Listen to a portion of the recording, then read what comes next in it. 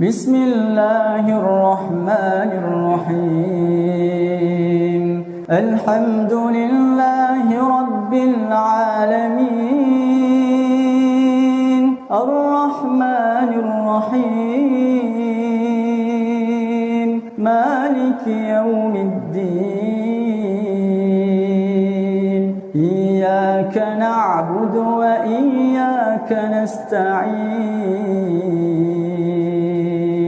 Ihdinas siratal mustaqim. Siratal ladzina an'amta 'alaihim ghairil maghdubi 'alaihim waladdallin. Muhammad di Madinah sedangkan Ka'bah ada di Mekah. Ada hubungannya atau tidak ya? Semenjak Muhammad menikah dengan Khadijah binti Khuwailid, seorang yang beragama Kristen, lambat laun Muhammad meninggalkan kepercayaan lamanya sebagai penyembah berhala lalu masuk ke dalam kepercayaan istrinya beragama Kristen. Tetapi berita yang diajarkan di kalangan umat Islam justru sebaliknya, yaitu mengatakan bahwa Khadijahlah yang mualaf dari agama Kristen menjadi agama Islam. Untuk membuktikan yang mana yang benar, apakah Muhammad yang mengikuti kepercayaan Khadijah atau Khadijah yang mengikuti kepercayaan Muhammad? Mari ikuti sejarah singkat Muhammad berdasarkan keberadaannya dan ajarannya. Agama Islam adalah agama yang beriman kepada Tuhan negeri Mekah pemilik Ka'bah, sesembahan orang-orang Quraisy dan leluhurnya dari sejak zaman jahiliyah. Tuhan negeri Mekah adalah pribadi yang tidak berfirman, sosok yang enggan bertemu dengan manusia, ia hanya ada di belakang tabir, segala sesuatu dilakukan melalui perantaraan malaikatnya. Dasar ajaran agama Islam adalah hadis, qiyas, ijma ulama, fatwa ulama, fikih dan sebagian perintah yang ada di dalam Al-Quran. Tuhan negeri Mekah pemilik Ka'bah adalah sosok yang melindungi tempat pemujaan berhala dari pasukan bergajah yang datang dari Yaman, dan tempat kebiasaan orang-orang Quraisy menyembah Tuhan mereka di Ka'bah. Ka'bah yang ada di Mekah adalah Baitullah untuk sosok ini, tempat memuliakan dia melalui berhala Hubal sejak dahulu. Tentang kepercayaan dan ajaran Muhammad. Dari sejak kecil hingga dewasa Muhammad memiliki kepercayaan yang sama dengan leluhurnya yaitu memuliakan Tuhan negeri Mekah di Ka'bah. Semenjak menikah dengan Khadijah, Muhammad pun mengenal Warakah bin Naufal, seorang imam Nestorian yang beragama Nasrani yang tinggal di Mekah. Sebagai seorang imam Nestorian, sudah tentu ia akan mengajak orang-orang di sekitarnya masuk ke dalam kepercayaannya, supaya mereka mengenal Tuhan dan beroleh keselamatan, apalagi kalau seseorang itu masih menganut agama berhala. Selanjutnya, Muhammad pun mencoba membawa kaumnya yang tinggal di Mekah supaya mengikuti kepercayaan barunya yang beriman kepada Tuhan Bani Israel dan meninggalkan kepercayaan lamanya yang menyembah berhala di Ka'bah.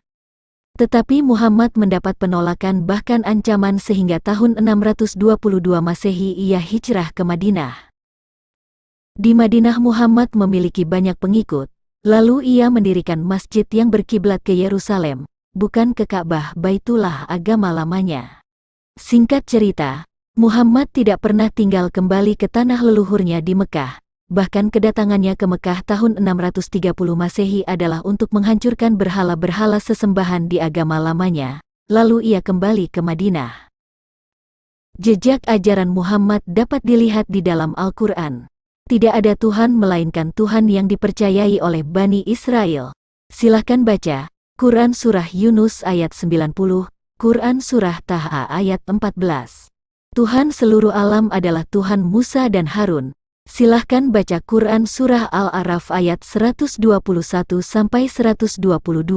Quran Surah Asy-Syu'ara ayat 47-48 dan Quran Surah Al-Qasas ayat 30. Muhammad dan pengikutnya beriman kepada Taurat dan Injil dan Tuhannya satu. Silahkan baca Quran Surah Al-Ankabut ayat 46. Agama Tauhid adalah agama yang mengajarkan Isa sebagai tanda kebesaran Allah bagi seluruh alam, Quran Surah Al-Anbiya ayat 91-92, dan Quran Surah Al-Mu'minun ayat 50-52. Isa Al-Masih adalah Tuhan. Quran Surah An-Nisa ayat 171-174, Quran Surah At-Taubah ayat 31, Quran Surah Az-Zukhruf ayat 61, Quran Surah Ali Imran ayat 45, dan lain-lain. Dan di Quran Surah Al-An'am ayat 90 pun diperintahkan, mereka itulah para nabi sebelumnya, yang telah diberi petunjuk oleh Allah, maka ikutilah petunjuk mereka. Katakanlah Muhammad, aku tidak meminta imbalan kepadamu dalam menyampaikan Al-Quran. Al-Quran itu tidak lain hanyalah peringatan untuk segala umat seluruh alam. Quran Surah Al-An'am ayat 90. Di sini posisi Al-Quran hanyalah sebagai pemberi peringatan supaya umat Muhammad mengikuti kitab-kitab sebelumnya yaitu Taurat dan Injil, bukan mengikuti agama lamanya yang menyembah Tuhan negeri Mekah di Ka'bah. Muhammad terang-terangan menolak Tuhan-Tuhan yang disembah oleh kaumnya. Anda bisa baca pada Al-Quran, Quran Surah Al-Mu'min ayat 66, Quran Surah Al-An'am ayat 56, Quran Surah An-Najm ayat 23, dan lain-lain. Dan Muhammad mengajarkan jika Taurat dan Injil adalah petunjuk dan rahmat. Kesimpulannya, Muhammad selama berdakwah bukan mengajarkan tentang agama lamanya, baik Tuhan negeri Mekah maupun Baitullah Ka'bah, tetapi ia mengajarkan tentang Tuhan Musa dan Harun yang didasarkan kepada kitab Taurat dan Injil. Kalau Muhammad mengajarkan tentang Tuhan leluhurnya yang dimuliakan di Ka'bah, sudah tentu Muhammad akan kembali ke Mekah untuk membangun Ka'bah sebagai tempat memuliakan Tuhannya dan mengajak pengikutnya untuk beribadah di Ka'bah. Tetapi fakta sejarah mengatakan bahwa Muhammad justru hijrah dari Mekah ke Madinah dan tinggal menetap di Madinah hingga ia meninggal dan membangun masjid yang berkiblat ke Yerusalem. Hal yang tidak pernah disadari umat Islam sehingga kebohongan itu terpelihara hingga saat ini adalah perintah untuk menyembah Tuhan negeri Mekah ada tertulis di Quran Surah An-Naml ayat 91 dan Quran Surat Quraisy ayat 3. Surat-surat ini digolongkan sebagai surat-surat Makkiyah, yang artinya ayat-ayat ini diterima Muhammad ketika ia di Mekah. Dan Isra Mi'raj pun terjadi sebelum Muhammad hijrah ke Madinah. Sedangkan fakta sejarah mengatakan Muhammad justru minggat ke Madinah yang cukup jauh dari Baitullah Ka'bah. Dan ketika di Madinah pun Muhammad justru membangun masjid yang berkiblat ke Yerusalem, bukan ke Ka'bah.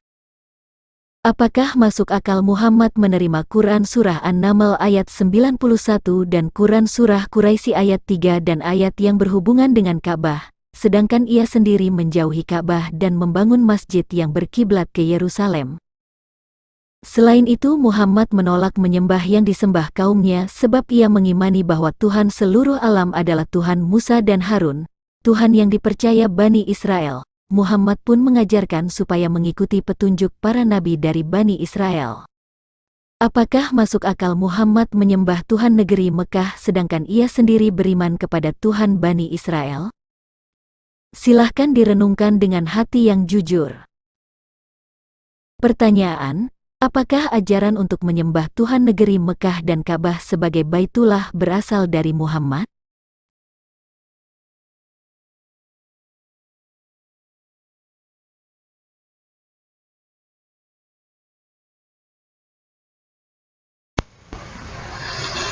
Assalamualaikum manittaba'al huda. Pemirsa channel Raja Kelana yang budiman, pada pertemuan kita kali ini saya akan meluruskan kafir yang kali ini modus operandi penyesat ini adalah membaca terjemahan Quran ala kepercayaan pagannya dengan pemikiran yang zumut serta kedengkian yang berkarat. Sebagai kepercayaan yang berbeda dengan Islam, boleh saja wanita kafir ini menjajakan kepercayaannya, tapi modusnya menjungkir balikkan makna pemahaman Al-Quran, kitab suci umat Islam semau-maunya, sangat perlu kita counter dan kita waspadai. Pertemuan kita ini adalah bagian kedua akan tema pembenaran dengan kejumudan, hasilnya sesat dan menyesatkan. Baik, kali ini Wanita kafir ini sesumbat tentang Ka'bah dan Tuhan negeri Mekah. Kelihatannya wanita kafir ini belum move on dari masa lalu, yakni Bani Israel yang sudah ditinggalkan Tuhan Ibrahim, Ishak dan Yakub, atau Tuhannya Musa dan Harun, atau Tuhan negeri Mekah, atau Tuhan semesta alam yang bernama Allah Subhanahu wa Ta'ala. Pada pembukaan ulasan, wanita kafir ini ia menyinggung Sayyidah Siti Khadijah yang katanya beragama Kristen. Pertanyaan muncul, apakah Sayyidah Siti Khadijah adalah Kristen? Jawabannya tidak sama sekali. Kalau begitu, apa agama Sayyidah Khadijah? Jawabannya adalah Hanif. Itulah agama Sayyidah Khadijah sebelum Islam datang. Memang di Mekah saat itu banyak kepercayaan seperti pagan, Yahudi, Nasara, serta Hanif yang masih ikut milah leluhur mereka, yakni Ibrahim alaihissalam. Jadi Kristen tidak ada di Mekah. Lalu Nasara itu siapa? Bukan Kristen, bukan. Nasara bukan Kristen. Kristen dan Nasara berbeda? Ya, sangat berbeda. Dengarkan perbedaannya ya ikhwan manitawal huda. Nasara adalah Bani Israel, murid-murid Yesus alaihissalam, yang teguh memegang ajaran Yesus alaihissalam dan mendakwahkannya kepada domba-domba yang tersesat dari umat Israel. Para murid ini disebut Hawariyun. Para murid ini menyebar melakukan perintah dari guru mereka, Nabi Yesus alaihissalam, sejak dari kota Nazaret, bahasa Nasira, bahasa Arabnya, yang sudah berjanji kepada mereka akan menolong, bahasa Arab menolong, Nasara, agama Allah. Lalu pengikut-pengikut daripada Hawariyun ini pemegang ajaran sejati dan Injil Yesus alaihissalam. Mereka ini disebut dengan Nasara, diambil nama dari nama tempat Nabi Yesus memulai penginjilannya, dan komitmen mereka yang kuat untuk menolong agama Allah Subhanahu wa Ta'ala.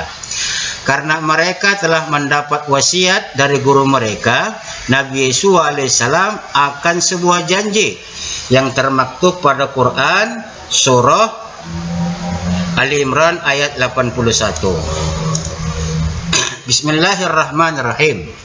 Wa iz akhadallahu mitsaqan nabiyyina lama ataitukum min kitabi wa hikmah summa ja'akum rasulun musaddiqun lima ma'akum latu'minunna bihi latansurunnahu qala aqrartum wa akhadhtum ala zalikum isri qalu aqrarna qala fashhidu wa ana ma'akum minasyahidin. Ingatlah ketika Allah mengambil perjanjian dari para nabi, manakala aku memberikan kitab dan hikmah kepadamu, lalu datang kepada kamu seorang rasul yang membenarkan apa yang ada pada kamu, niscaya kamu akan sungguh-sungguh beriman kepadanya dan menolongnya. Allah berfirman, apakah kamu mengakui dan menerima perjanjian denganku atas yang demikian itu? Mereka menjawab, kami mengakui.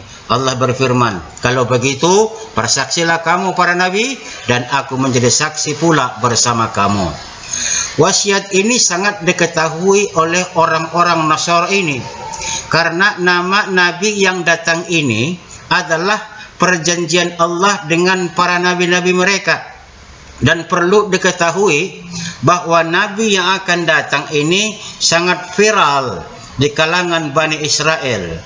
Dari nabi ke nabi yang banyak diturunkan di kalangan Bani Israel mendapatkan selalu wasiat yang sama. Hanya saja orang Israel sangat mengharapkan bahwa nabi yang istimewa ini akan datang dari kalangan mereka. Berbeda dengan Nasara, mereka mengetahui benar bahwa nabi ini bukan dari kalangan mereka, karena mereka tahu guru mereka adalah nabi terakhir dari Bani Israel. Jadi di samping itu mereka terus mencari orang-orang Israel yang tersesat, sembari mereka juga menunggu nabi yang akan datang tersebut. Kemudian juga Nasara ini selalu diburu oleh Yahudi yang memusuhi Yeshua HaMashiach. Kristen artinya adalah pengikut Kristus. Dari sisi nama saja sudah beda antara HaMashiach dengan Kristus. Dari sudut pandang bahasa ini, dua golongan ini sudah berbeda, sosiokultur dan sosiogeografisnya. Hanya saja Kristen ini sangat mengagungkan Yeshua HaMashiach, nabi yang tidak diakui kebanyakan orang Yahudi, melainkan sedikit saja, yakni Nasara. Lalu kemudian Kristen ini adalah kepercayaan yang disponsori oleh seorang yang tidak jelas asal-usulnya, yang bernama Saulus atau lebih dikenal dengan Paulus. Paulus ini mengaku bertemu dengan Yeshua HaMashiach dan melantiknya menjadi apostoles untuk menyebarkan ajarannya. Dan anehnya, ajarannya amat bertolak belakang dengan apa yang diajarkan oleh Yeshua HaMashiach saat penginjilan 3 tahun di Yerusalem. Para Yahudi walaupun tidak mengakui Yeshua HaMashiach sebagai nabi, tapi mereka tidak menerima Tuhan mereka diganti atau disamakan dengan Yeshua yang mereka benci. Akhirnya Paulus diburu oleh orang Yahudi hingga saat ajarannya diterima baik oleh orang non-Yahudi dan berkembang pesat di Antioquia. Disinilah kepercayaan ajaran dari si Paulus mulai disebut dengan panggilan Kristen. Kristen disambut baik oleh orang-orang di luar Bani Israel. Bahkan Israel yang hidup di diaspora dan sudah lupa akan akarnya ikut menerima ajaran Paulus ini. Hal ini membuat pemerintah Romawi merasa tidak stabil, lalu mempersekusi orang Kristen. Bahkan Paulus sendiri dipenggal kepalanya atas perintah Kaisar Nero tahun 60-an Masehi. Ikhwan manittaba'al huda. Dari uraian saya tadi, jelaslah bagi kita bahwa Sayyidah Siti Khadijah adalah seorang yang hanif, dan sepupu ayahnya yang bernama Waraqah bin Naufal adalah seorang hanif sekaligus ahli kitab-kitab terdahulu. Jadi jangan dibilang Siti Khadijah Kristen, sangat tidak benar itu. Lalu pemikiran jumud yang mengatakan bahwa Nabi Muhammad yang mengikuti kepercayaan istrinya dan meninggalkan kepercayaan lamanya, ini adalah pemikiran yang salah kaprah untuk menegakkan benang basah kepercayaannya wanita kafir ini. Kenapa saya berkata demikian? Pertama, karena wanita kafir ini mengatakan Sayyidah Khadijah adalah Kristen, padahal Kristen tidak ada di Mekah dan Khadijah adalah Hanif. Kedua, memualafkan Nabi Muhammad kepada Kristen sangat tidak nyambung. Bagaimana bisa mualaf sementara kedua-duanya sama-sama Hanif? Suami istri sama-sama Hanif. Kristen ini adalah penumpang licik yang menyamar Yahudi, menghalalkan segala cara untuk mendapatkan mangsa. Istilah Yeshua HaMashiach adalah serigala yang buas, yang harus diwaspadai dan dijauhi. Dan perlu diketahui bahwa penyebaran Kristen ke bagian timur tidak mendapatkan jalan karena ada kerajaan Persia yang beragama Majusi, sehingga Kristen hanya menyebar ke barat. Oke? Selanjutnya, wanita kafir ini menyimpulkan sendiri dengan pemikiran yang jumud terjemah Quran surah An-Naml ayat 91. Dan semua kesimpulannya hanyalah fokus pada Tuhan negeri Mekah yang menurutnya bukan Tuhannya Yakub, Tuhannya Ishak dan Ibrahim, atau Tuhannya Musa dan Harun.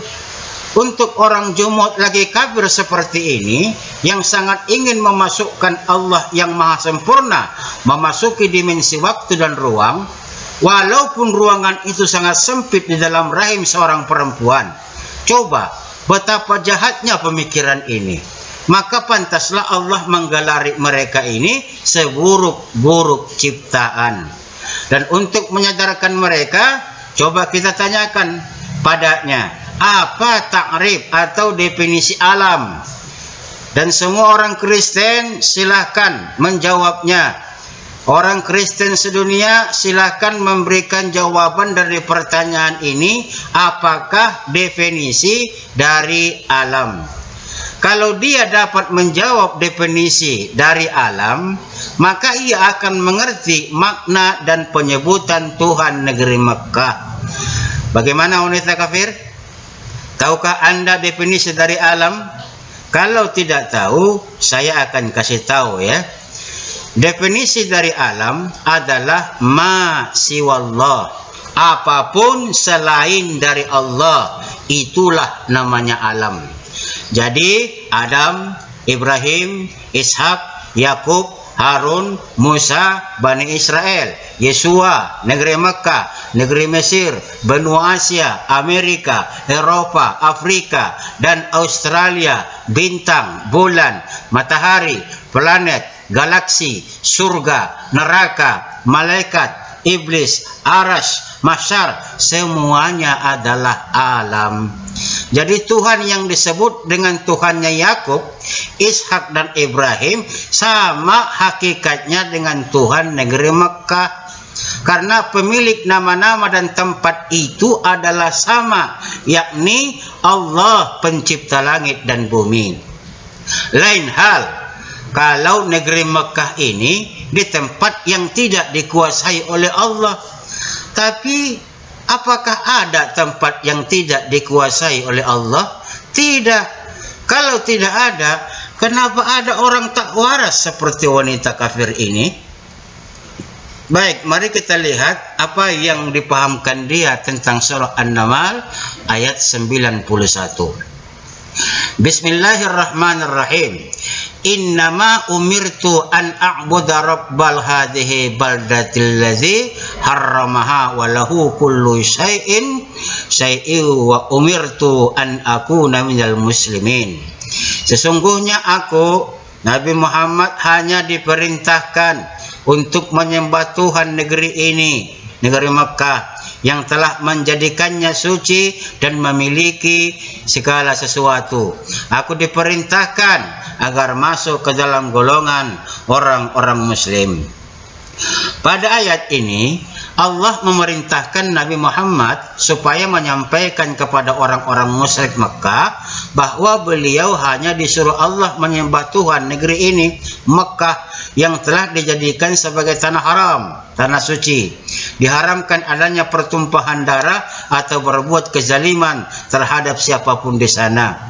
Penyebutan negeri Mekah secara khusus pada ayat ini karena di sana terdapat Ka'bah, yaitu rumah peribadatan yang pertama kali dibangun di muka bumi ini sebagai tempat manusia menghadap ketika sholat dimanapun mereka berada. Sesuai dengan firman-Nya, Bismillahirrahmanirrahim, Inna awwala baitin wudi'a lin-nasi lallazi bi Bakkatil mubarakah wa huda lil alamin. Sesungguhnya rumah ibadah pertama yang dibangun untuk manusia ialah Baitullah yang di Mekah, yang diberkahi dan menjadi petunjuk bagi seluruh alam.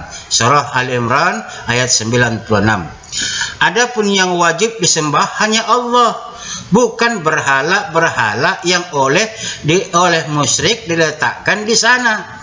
Sesuai dengan firman Allah, Bismillahirrahmanirrahim, falya'budu rabb hadzal bait allazi at'amahum min ju' wa amanahum min khauf.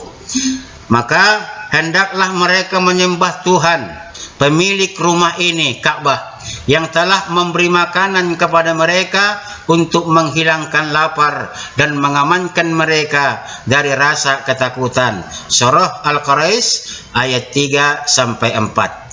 Ini merupakan celaan yang keras kepada orang-orang kafir Mekah yang tidak menyembah Allah yang memiliki Baitullah, tetapi menyembah berhala-berhala yang mereka tempatkan di sekitarnya. Kepunyaan Allah segala sesuatu, baik di langit maupun di bumi, dari segi ciptaan, pemilikan, dan pengurusannya. Tidak ada sekutu bagi Allah. Oleh karena itu, hanya Allah satu-satunya yang berhak disembah, dan kepadanya Nabi Sallallahu Alaihi Wasallam diperintahkan supaya berserah diri dengan penuh keikhlasan dan ketauhidan, yaitu jalan lurus atau agama Islam. Sesuai dengan firman-Nya, Bismillahirrahmanirrahim, Qul innani hadani rabbi ila siratim mustaqim dinan qiyaman millata Ibrahima hanifa wa ma kana minal musyrikin. Katakanlah Muhammad, sesungguhnya Tuhanku telah memberiku petunjuk ke jalan yang lurus, agama yang benar, agama Ibrahim yang lurus, dan Ibrahim tidak termasuk orang-orang musyrik. Surah Al-An'am ayat 161. Ini pemahamannya ya. Inilah pemahaman yang benar, Nona. Jadi jangan fokus pada berhala yang ada di sekitar Ka'bah. Saat itu, walaupun kamu juga dengan orang Quraisy sama-sama penyembah berhala, sama-sama pagan. Bagaimana bisa wanita kafir ini tanpa berpikir mengatakan bahwa Waraqah mengajak orang Arab untuk masuk ke dalam kepercayaan Nasara? Karena Waraqah adalah ahli kitab yang mempelajari kitab-kitab terdahulu, yang ia tahu benar hanya diperuntukkan kepada Bani Israel. Dia sendiri dan sepupunya saja, Sayyidah Siti Khadijah, tidak masuk Nasara. Lalu kemudian Nabi Muhammad hijrah ke Madinah karena kekejaman kafir Quraisy yang menentang agama Allah pencipta alam semesta, termasuk negeri Mekah dan juga leluhur mereka, Ibrahim, Ismail, Ishak, dan Israel. Ini adalah hukuman Allah kepada kafir Quraisy sebagaimana termaktub dalam Quran. Bismillahirrahmanirrahim. Ulaikal ladzina atainahumul kitaba wal hukma wan nubuwah fa iyakfur biha haula'i faqad tawakkalna biha qauman laisu biha bikafirin. Mereka itulah orang-orang yang telah kami anugerahi kitab, hikmah, dan kenabian. Jika orang-orang Quraisy tidak mengingkarinya, kami akan menyerahkannya. Jika orang-orang Quraisy itu mengingkarinya, kami akan menyerahkannya kepada kaum yang tidak mengingkarinya. Nabi pembawa rahmah ini pun dihijrahkan oleh Allah ke Yathrib atau Madinah sekarang. Dan Islam pun makin bersinar dari Madinah, hingga akhirnya penduduk Makkah pun takluk dan dikuasai oleh Nabi dan pengikutnya dengan sambutan, dengan perkataan yang luar biasa dan perkataan yang menenangkan. Al-yaumu yaumul marhamah. Hari ini adalah hari kasih sayang, hari untuk memaafkan. Itulah perkataan yang sangat terkenal saat Fathul Makkah. Lalu kemudian seluruh patung yang ada di sekitar Ka'bah dihancurkan dan dibersihkan dari segala simbol kemusyrikan. Sejak Nabi dan orang muslimin hijrah, Nabi mendirikan masjid, betul, untuk melaksanakan sholat yang kiblatnya mengarah ke Baitul Maqdis. Tapi itu hanya selama 16 bulan di Palestina, menghadap kiblatnya selama 16 bulan ke Palestina. Tapi setelah itu Allah memerintahkan Nabi merubah kiblat untuk sholat ke arah Baitullah di Makkah, sebagaimana termaktub dalam surah Al-Baqarah ayat 144. Bismillahirrahmanirrahim. Qad nara taqalluba wajhika fis sama falanuwalliyannaka qiblata tardaha qaulin fawalli wajhika satral masjidil haram wa haitsu ma kuntum fawallu wujuhakum satrah wa innal ladzina utul kitaba la ya'lamuna annahu al-haqqa min rabbihim wa mallahu bighafilin amma ya'malun. Sungguh kami melihat wajahmu Nabi Muhammad sering menengadah ke langit, maka pasti akan kami palingkan engkau ke kiblat yang engkau sukai. Lalu hadapkanlah wajahmu ke arah Masjidil Haram dimanapun kamu sekalian berada. Hadapkanlah wajahmu ke arah itu. Sesungguhnya orang-orang yang diberi kitab benar-benar mengetahui bahwa pemindahan kiblat ke Masjidil Haram itu adalah kebenaran dari Tuhan mereka. Allah tidak lengah terhadap apa yang mereka kerjakan.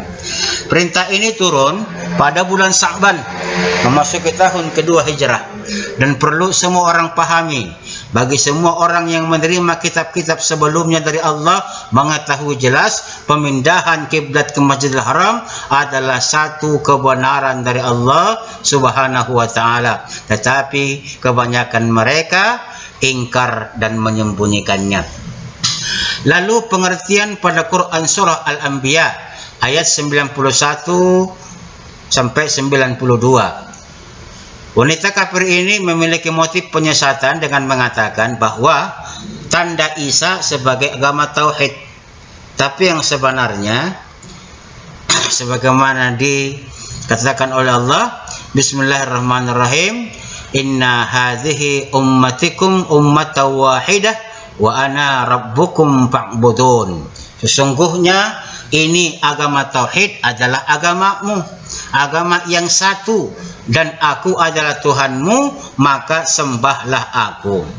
Pada ayat sebelumnya dijelaskan kisah para nabi. Pada ayat surah Al-Anbiya ini diceritakan kisah para nabi seperti Nabi Ibrahim, Nabi Lut, Ishak, Yakub, Nuh, Daud, Sulaiman, Ayub, Ismail, Idris, Zulkifli, Yunus, Zakaria, dan Yahya. Mereka mengajarkan prinsip tidak ada Tuhan selain Allah dan tidak ada ibadah kecuali hanya kepada Allah. Sungguh agama tauhid yang diajarkan oleh para nabi inilah agama kamu. Itu tekanan Allah kepada Rasul Muhammad, agama yang sama dengan yang diajarkan Rasulullah berdasarkan Al-Quran, yaitu agama yang satu untuk seluruh umat manusia, agama penyerahan diri kepada Allah, dan aku Allah adalah Tuhanmu yang menciptakan langit dan bumi, maka sembahlah aku sepanjang hayat kamu, Tuhan yang menghidupkan dan mematikan kamu. Inti dari semua kisah-kisah Nabi yang diceritakan menunjukkan kesamaan, yakni kesamaan akidah, yang mana akidah itu adalah la ilaha illallah. Jangan menyimpang orang kafir, celaka kamu nanti.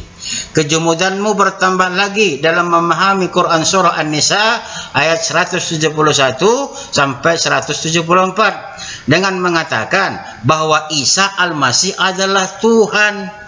Wah, kafir satu ini memang tidak tahu malu mencari pembenaran kepercayaannya yang pagan pada kitab orang lain dengan mengabaikan semua disiplin ilmu dan kaidah yang berlaku pada kitab tersebut, dan dengan tidak tahu malu mempublikasikan kesimpulannya. Menyedihkan sekali wanita kafir ini. Mari kita bacakan surah An-Nisa ayat 171. Bismillahirrahmanirrahim.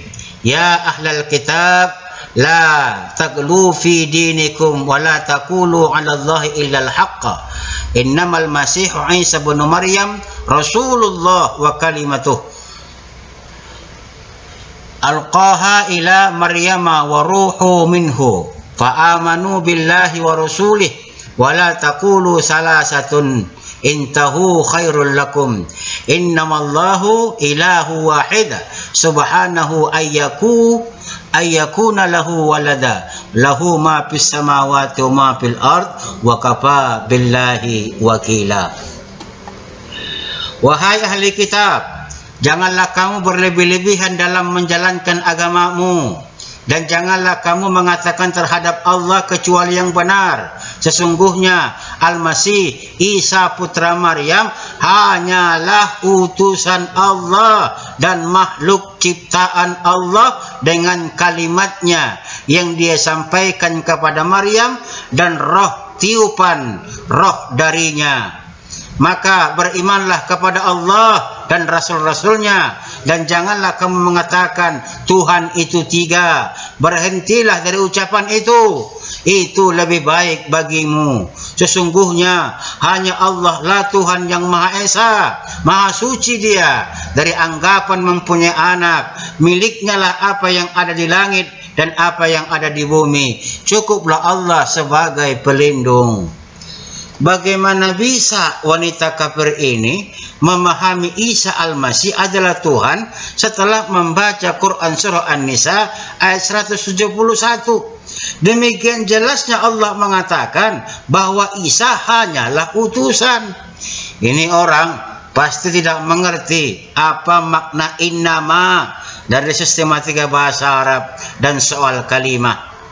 Soal kalimah pada bagian pertama sudah saya ajarin.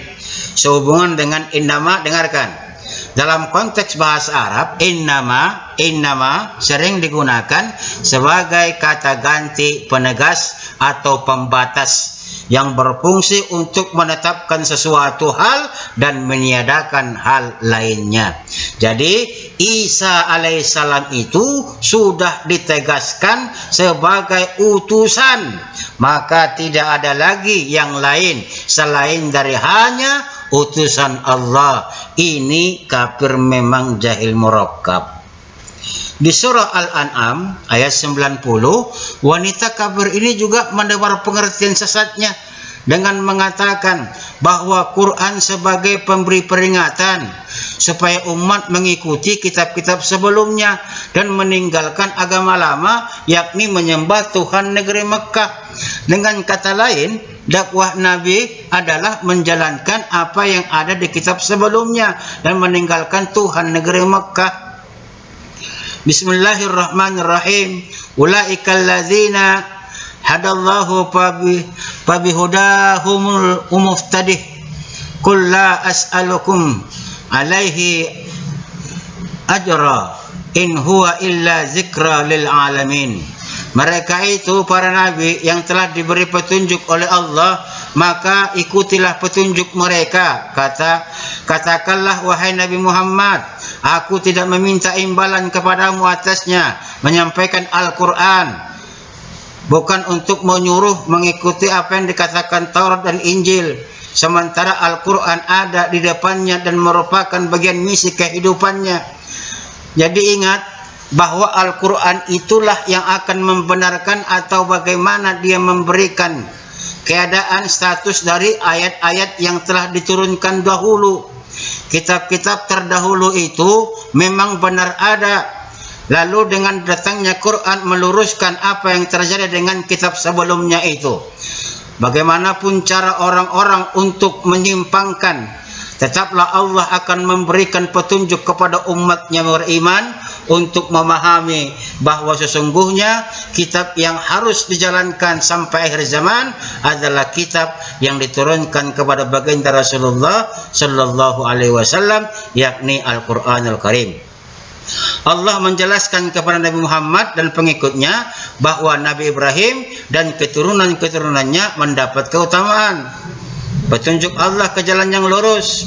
Allah juga memerintahkan kepada Nabi Muhammad agar mengikuti jejak mereka, memegang agama tauhid, berakhlak mulia, dan melakukan perbuatan yang diridhai oleh Allah, serta menghiasi dirinya dengan sifat-sifat yang utama, yaitu sabar dalam menjalankan tugasnya dan tabah menghadapi tipu daya serta tantangan kaumnya. Firman Allah, Bismillahirrahmanirrahim, wa kullu naqussu 'alaika min amba'ir rasuli ma nusabbitu bihi fuadak. Dan semua kisah rasul-rasul kami ceritakan kepadamu Muhammad, agar dengan kisah itu kami teguhkan hatimu. Surah Hud ayat 120. Kemudian lanjutkan firman Allah, walaqad kuzibat rasulun min qablika fasabaru ala ma kuzibu wa uzu hatta atahumun nasruna. Dan sesungguhnya rasul-rasul sebelum engkau pun telah didustakan, tetapi mereka sabar terhadap pendustaan dan penganiayaan yang dilakukan terhadap mereka sampai datang pertolongan kami kepada mereka. Surah Al-An'am ayat 34. Syariat yang berlaku bagi nabi-nabi sebelum kedatangan Nabi Muhammad adalah juga merupakan syariat bagi umat Islam selama belum dicabut, diubah ataupun diganti dengan syariat yang dibawa oleh Nabi Muhammad. Sedangkan yang abadi dan mempunyai kesamaan adalah dasar-dasar agama tauhid yang tidak berubah sepanjang zaman. Sedangkan syariat-syariat dari masing-masing nabi itu dapat berubah-ubah sesuai dengan waktu, tempat dan keadaan, dan menurut kehendak Allah Subhanahu wa taala pastinya. Nabi Muhammad sallallahu alaihi wasallam mempunyai derajat yang tinggi di antara para nabi dan rasul, karena beliau di samping diberi kenabian juga diberi mukjizat yang abadi, yakni Al-Qur'anul Karim yang membenarkan kitab-kitab yang diturunkan sebelumnya, dan karena syariatnya berlaku terus sampai akhir zaman. Allah memerintahkan kepada Nabi Muhammad bahwa dia dalam menyampaikan wahyu dan menegakkan kebenaran jangan mengharapkan sedikit pun upah dari umatnya, sebagaimana juga nabi-nabi terdahulu. Nabi Muhammad sebagaimana halnya nabi-nabi yang lain tidak mengharapkan imbalan dalam berdakwah, namun Nabi Muhammad mengharapkan kasih sayang dalam kekeluargaan, seperti dalam ditegaskan di dalam firman-Nya Allah Subhanahu wa taala, Bismillahirrahmanirrahim, Qul la as'alukum alaihi ajran illa mawaddah fil qurba. Aku tidak meminta kepadamu sesuatu imbalan pun atas seruanku kecuali kasih sayang dalam kekeluargaan. Surah Asy-Syura ayat 23. Pada akhir ayat ini Allah memberikan penegasan bahwa Al-Quran diturunkan untuk seluruh umat manusia. Ayat ini memberikan isyarat bahwa Nabi Muhammad tidak diutus untuk orang Makkah atau Madinah saja, tetapi diutus untuk seluruh umat manusia di seluruh dunia untuk membimbing mereka ke jalan yang benar dan bebas dari kesesatan. Masya Allah, ini wanita kafir sepertinya mengalami kognitif dissonance, maksudnya pergolakan batin yang menyengsarakan, di mana kepercayaannya sia-sia. Bibelnya karangan bebas buatan manusia membuat dia kecewa dan gelisah yang memuncak. Lalu dengan malangnya dia membaca terjemahan Quran dengan hati penuh amarah dan pemikiran yang kacau balau hanya untuk membuat dia merasa tenang. Tapi kebenaran Al-Quran tak bisa ia nafikan, sehingga ia makin mengalami pergolakan batin yang akut. Ini wanita kafir akan sulit sekali sembuh. Tapi itu menurut saya loh. Tapi kalau Allah berkehendak lain, dengan membaca sedemikian banyak terjemahan yang dibaca dan dia memporak-porandakan pengertiannya sesuai nafsunya, Allah boleh jadi menurunkan hidayah kepadanya. Wanita kafir ini jelas boleh jadi akan bersimpuh di bawah kebenaran Al-Quran, insyaallah. Akhirnya, ikhwan manitabal huda, kita biarkan saja hamba Allah yang bergumul dengan batinnya ini menghempaskan kegelisahannya kepada ayat-ayat Allah Subhanahu wa taala. Tentunya ada hikmah di balik keadaan wanita malang ini. Demikian saja ulasan kita tentang video wanita malang ini. Semoga ada manfaatnya. Assalamu ala manittaba'al huda. اللهم إني أسألك بأني أشهد أنك أنت الله لا إله إلا أنت الأحد الصمد لم يلد ولم يولد ولم يكن له كفوا أحد.